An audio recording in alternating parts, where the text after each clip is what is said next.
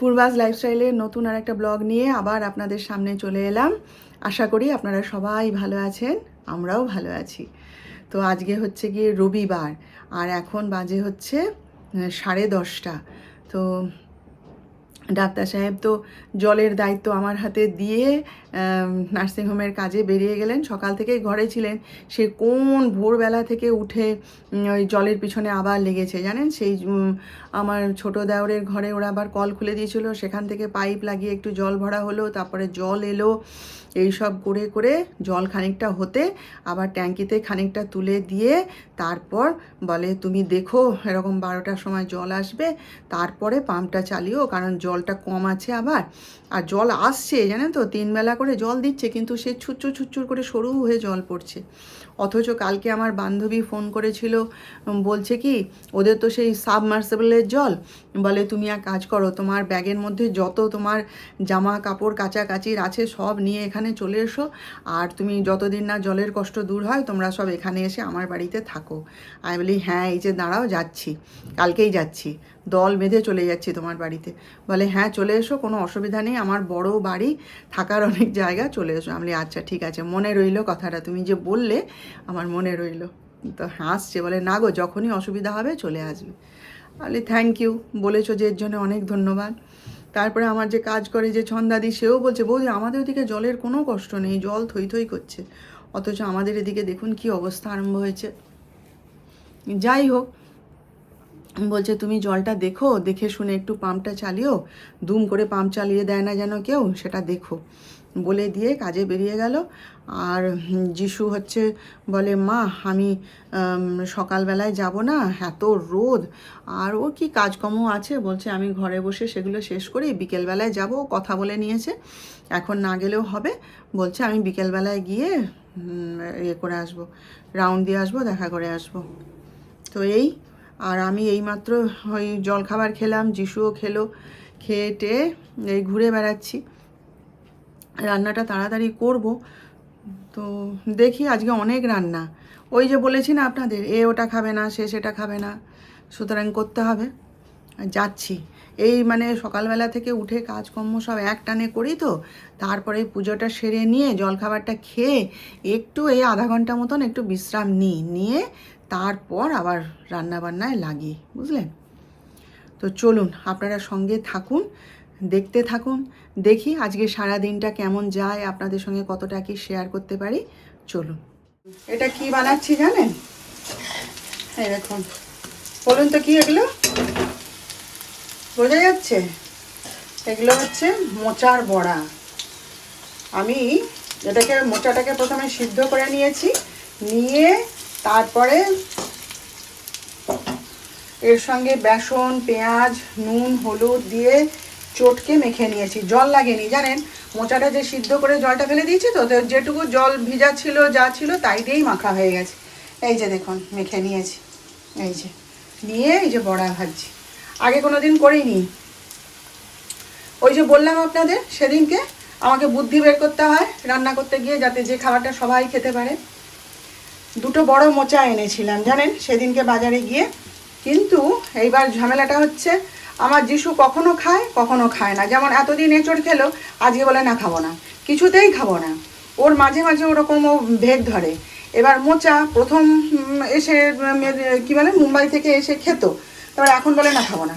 তাহলে এবার কি হবে বলুন, একা ডাক্তার সাহেবের জন্য রান্না করব, আমি খাবো, ছেলেটা খাবে না, তাই কি হয়? ওই জন্য আমাকে বুদ্ধি বের করতে হয়। এর নিয়ম কি, কিভাবে রেসিপি, ওসব আমি কিছু জানি না, আমার জানার দরকারও নেই। আমি যেভাবে আমার হাজব্যান্ড আমার ছেলে খেয়ে নেবে, আমি সেইভাবেই মানে বুদ্ধি বের করে খাবারটা করি, বুঝলেন।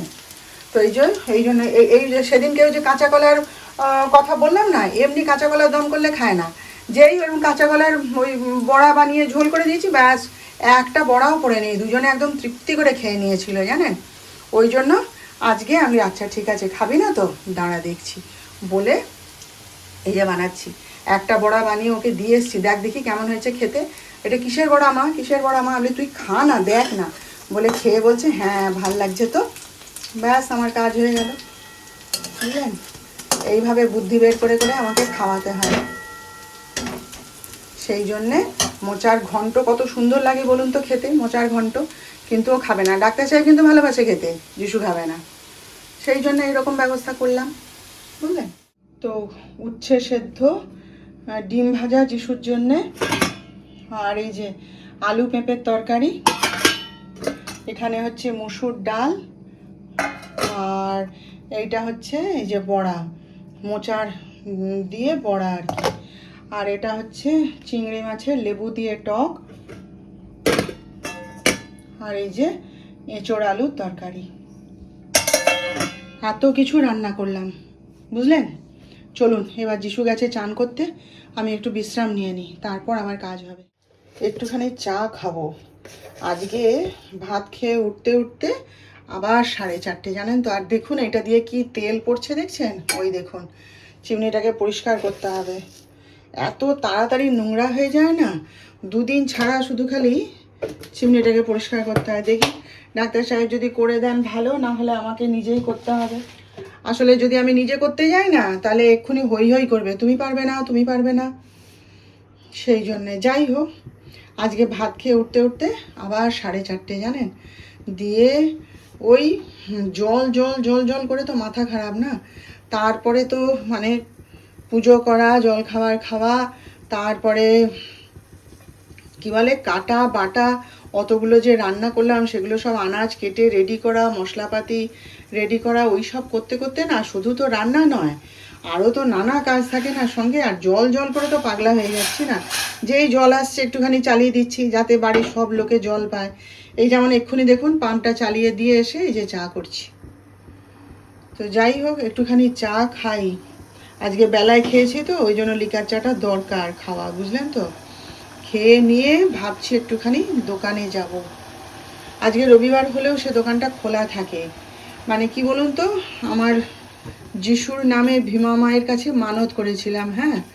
তারপরে তো যিশু ডাক্তারি পাশ করলো, সব হলো, কিন্তু সে মানতটা পূরণ করা হয়নি। তাই আজকে যাব, একটা শাড়ি কিনে আনবো মায়ের জন্য, আর হচ্ছে ওই কালকে বা কবে যাই দেখি, একটা গয়নার অর্ডার দিতে হবে এবারে। আমি অক্ষয় তৃতীয়া পর্যন্ত অপেক্ষা করছিলাম, ওদের বলে এসেছিলাম, ওরা বলেছিল বৌদি অক্ষয় তৃতীয়াটা চলে যাক তারপরে আপনি করবেন, আসবেন। তো দেখি এবারে কাল পরশু কবে যাই, গিয়ে না একটা গয়নার অর্ডার দেবো, জানেন, দিয়ে মানতটা পূরণ করে দেবো। ডাক্তার সাহেবের দ্বারা তো হবে না, যখনই বলি তখনই যাব যাব যাব যাব যাব, ওই করে করে মানত পড়ে থাকবে। ওই জন্য এই মানত নিয়ে না আমার একটা হ্যাপার সৃষ্টি হয়েছে, জানেন তো। মানত যখন করেছি পূরণ তো করতে হবে, বলুন, না করলে কি হয়। সেইটা যাব। আর দেখি একটা পর্দার কাপড় কেনার ইচ্ছা আছে। পর্দার কাপড় নয়, মানে ওই রেডিমেড পর্দাগুলো কেনার ইচ্ছা আছে। দেখি যদি দোকানটা খোলা থাকে তাহলে নিয়ে আসবো। তো চলুন আগে একটু চাটা খেয়ে।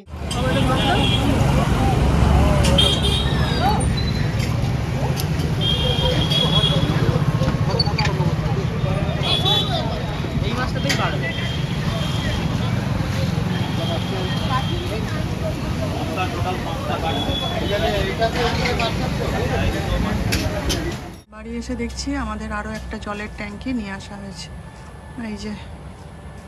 ইভিনিং তো এসেই আগে খেয়ে নিয়েছি ধোসা, খুব খিদে পেয়েছিল, ওই জন্য যিশুও খেয়ে নিয়েছে, আমিও যিশুর সাথে বসে আগে খেয়ে নিয়েছি। নিয়ে চান টান করলাম, গাটা ধুয়ে সন্ধ্যা দেখালাম।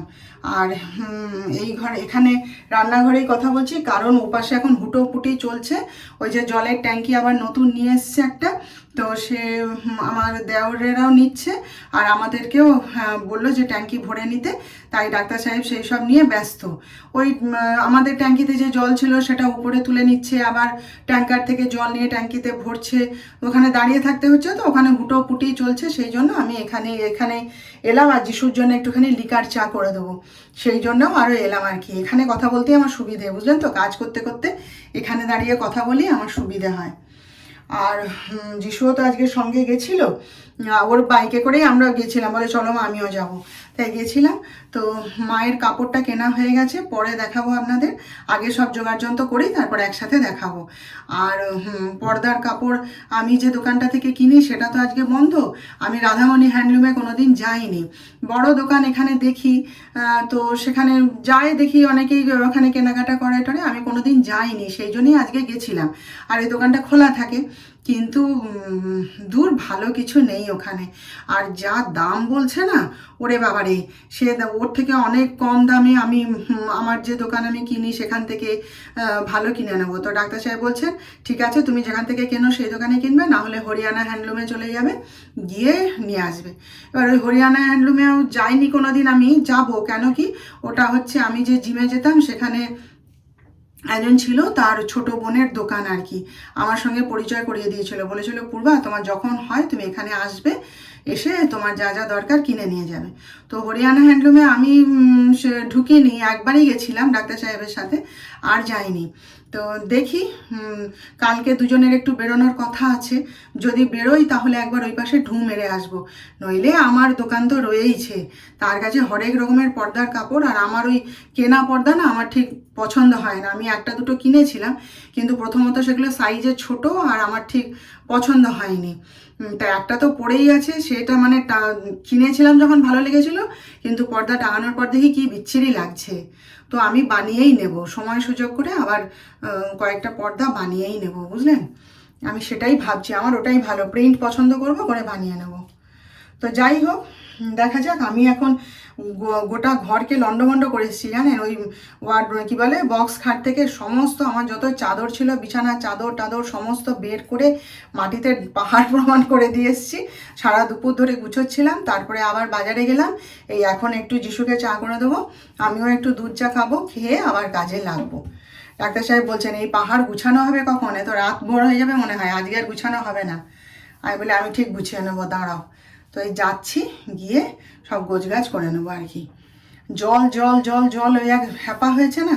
যাই হোক, জলের সমস্যাটা মিটলো অনেকটাই। তো কালকে আবার জল এসে যাবে, আর মনে হয় চিন্তা নেই, আর টেনশান মনে হয় আর কোনো কারণ নেই। তো দেখা যাক, আজকে মানে ঘরের মধ্যে একঘেয়ে হয়ে গেছিলো, তো ওই জন্য মাঝে মাঝে একটু বেরিয়ে পড়ি আর কি, বুঝলেন তো। কিছুই না হোক একটু ঘোরা তো হয়, বাইরে টুকিটাকি কেনাকাটা একটু ঘোরা হয়। একঘেয়ে ঘরের মধ্যে না থাকতে থাকতে মাথা খারাপ হয়ে যায়। তো চলুন, হ্যাঁ, চাটা করি, করে যিশুকে দিই, আমিও একটু খাই। ডাক্তার সাহেব কি করেছে, দুপুরবেলায় ডিম নিয়ে এসছে, তো নিয়ে এসে মানে তখন আমি ওই কাজে ব্যস্ত ছিলাম। সেই ডিমটাকে নিয়ে কি করেছে বলুন তো, সেই বইয়ের যে আলমারিটা আমার রাখা আছে তার তলাতে ডিমটাকে ঢুকিয়ে রেখে দিয়েছে, ডিমের এই পাতাটাকে। এবার আমার আর খেয়াল নেই, আমি তারপরে এখন কাজকর্ম শেষ করে রান্না করতে এসেছি।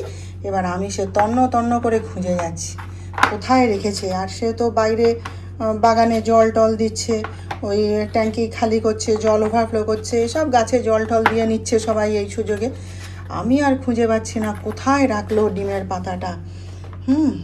করে করে তারপরে হঠাৎ নজরে পড়লো, ও না, ঘর ঝাঁট দিচ্ছিলাম তখন ঝাঁটার মাথায় লাগলো, তখন নিচু হয়ে দেখি সেই বইয়ের আলমারির নিচে ডিমের এই পাতাটাকে ঢুকিয়ে রেখে দিয়েছে, বুঝুন। তো চলুন তাহলে আজকে রুটি আর ডিমের ঝোল করব। এই ডিমগুলো সাজিয়ে নিয়ে ডিম সেদ্ধ বসিয়ে ডিমের ঝোল আর রুটি করব। ডাক্তার সাহেব খেতে চেয়েছেন, বলছে ডিমের ঝোল আর রুটি করে দেবে, তাহলে তাই করে দেবো। তাহলে আর কি, আজকের মতন এইখানেই বিদায় নিলাম আপনাদের কাছ থেকে। কালকে আবার আমাদের দেখা হবে নেক্সট ব্লগে। আপনারা সবাই ততক্ষণ ভালো থাকবেন। আর আমার ভিডিওটা ভালো লেগে থাকলে প্লিজ একটা লাইক, শেয়ার ও সাবস্ক্রাইব অবশ্য করে দেবেন।